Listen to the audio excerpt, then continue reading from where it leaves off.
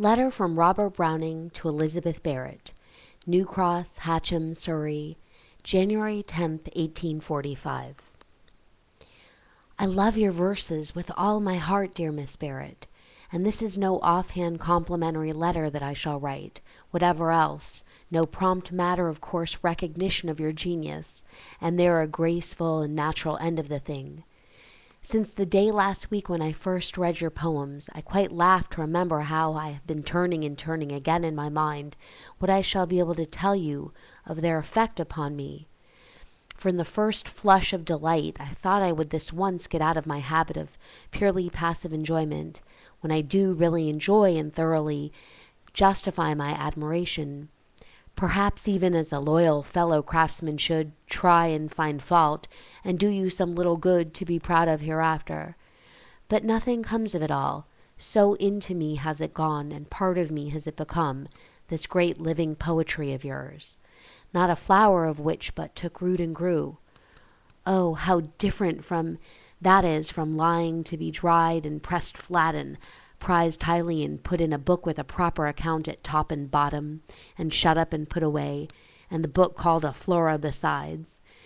After all, I need not give up the thought of doing that too in time, because even now, talking with whoever is worthy, I can give a reason for my faith in one and another excellence, the strange, fresh music, the affluent language, the exquisite pathos, and true new brave thought.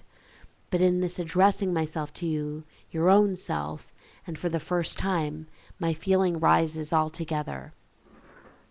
I do, as I say, love these books with all my heart, and I love you too. Do you know I was once not very far from seeing you, really seeing you. Mr. Kenyon said to me one morning, "Would you like to see Miss Barrett?" Then he went to announce me. Then he returned. You were too unwell, and now it is years ago, and I feel as at some untoward passage in my travels, as if I had been close, so close, to some world's wonder in chapel or crypt.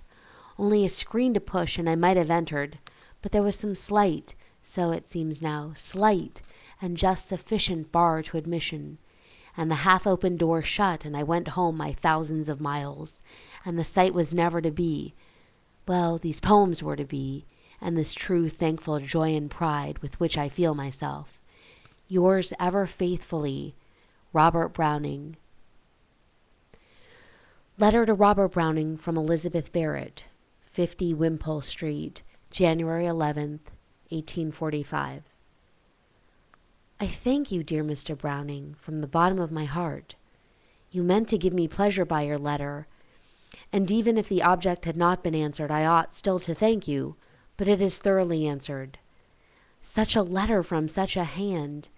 Sympathy is dear, very dear to me, but the sympathy of a poet, and of such a poet, is the quintessence of sympathy to me. Will you take back my gratitude for it, agreeing to that, as of all the commerce done in the world, from Tyre to Carthage, the exchange of sympathy for gratitude is the most princely thing? For the rest, you draw me on with your kindness. It is difficult to get rid of people when you have once been given them too much pleasure. That is a fact, and we will not stop for the moral of it.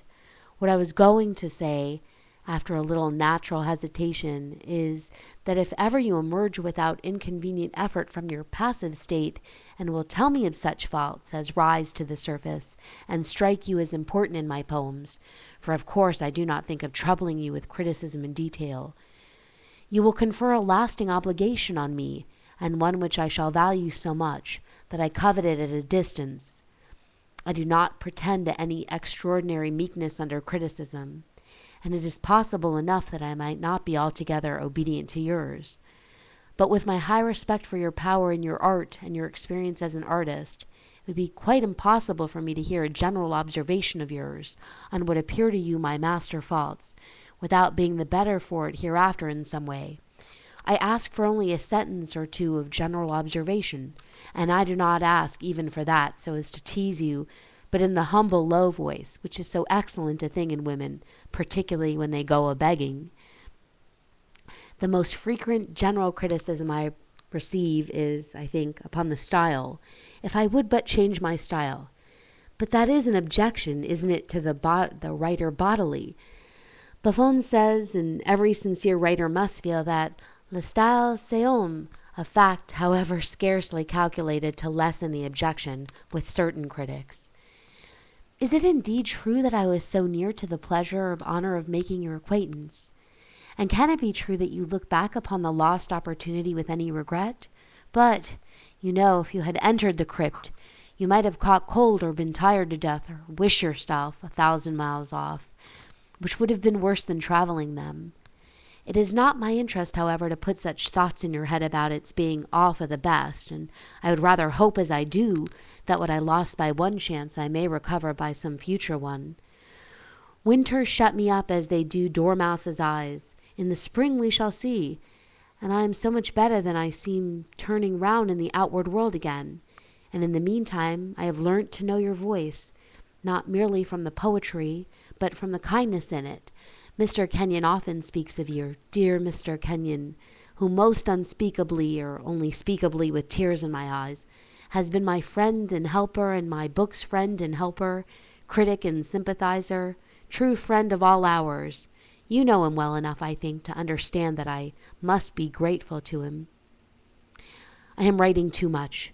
Notwithstanding that I am writing too much, I will write of one more thing. I will say that I am your debtor, not only for this cordial letter, and for all the pleasure which came of it, but in other ways, and those the highest, and I will say that while I live to follow this divine art of poetry, in proportion to my love for it and my devotion to it, I must be a devout admirer and student of your work. This is in my heart to say to you, and I say it, and for the rest I am proud to remain your obliged and faithful Elizabeth B. Barrett.